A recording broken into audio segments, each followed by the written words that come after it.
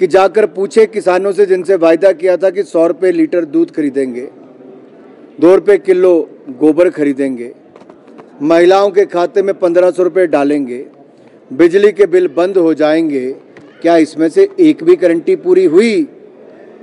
ये उतनी ही फेल हुई जितनी कांग्रेस पार्टी, क्योंकि 2018 की दी गई मध्य प्रदेश की जनता की गारंटियां तो कांग्रेस पूरा नहीं कर पाई। अब राहुल गांधी जी क्या चेहरा लेकर आते? तो प्रियंका जी को भेजा कि जाओ बहन अब नई गारंटी जाके दे आओ।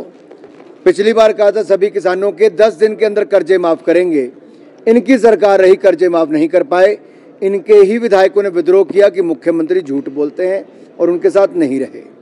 इन्होंने युवाओं से कहा था कि बेरोजगारी भत्ता देंगे, नहीं दिया, तो वहां पर भी इनके ही विधायक मध्य प्रदेश में छोड़कर चले गए क्योंकि इन्होंने गारंटी पूरी नहीं की।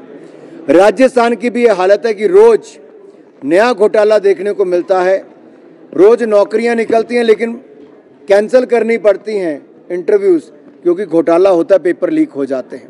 इन्हीं की सरकार के वरिष्ठ नेता सचिन पायलट जी को सड़कों पर उतरना पड़ता है अपनी सरकार के भ्रष्टाचार के खिलाफ, युवाओं के साथ किए गए धोखे के खिलाफ, किसानों के साथ किए गए धोखे के साथ। तो कांग्रेस की गारंटियां तो हर राज्य में फेल हुई हैं और अपने अपने राज्यों को कर्जे में डुबोने का काम भी किया है। मुझे पूर्ण विश्वास है, सुखू जी जितने कॉन्फिडेंट नजर आ रहे हैं, तो ये सरकार आगे से कोई कर्जा नहीं लेगी, हिमाचल प्रदेश का कर्जा भी कम करेगी, अगले 5 वर्षों में कर्जा मुक्त करेगी और मेरी बहनों के खाते में जो प्रदेशवासियों को कहा था 1500 रुपये ब्याज समेत पिछले 6 महीने के इस महीने आने शुरू हो जाएंगे। 2 रुपये किलो गोबर जो ढेर लगा उसको खरीद लिया जाएगा। 100 रुपये लीटर दूध कल से ही कांग्रेस की प्रदेश की सरकार खरीदना शुरू कर देगी, क्योंकि 6 महीने बीत चुके हैं, अब तो हनीमून पीरियड भी ओवर हो गया भाई।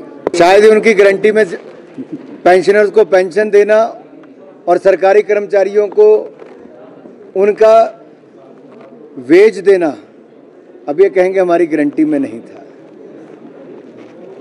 क्या कितना इंतजार पेंशनर्स को और सरकारी कर्मचारियों को अपनी पेंशन और अपनी वेज के लिए करना पड़ेगा, सैलरी के लिए करना पड़ेगा।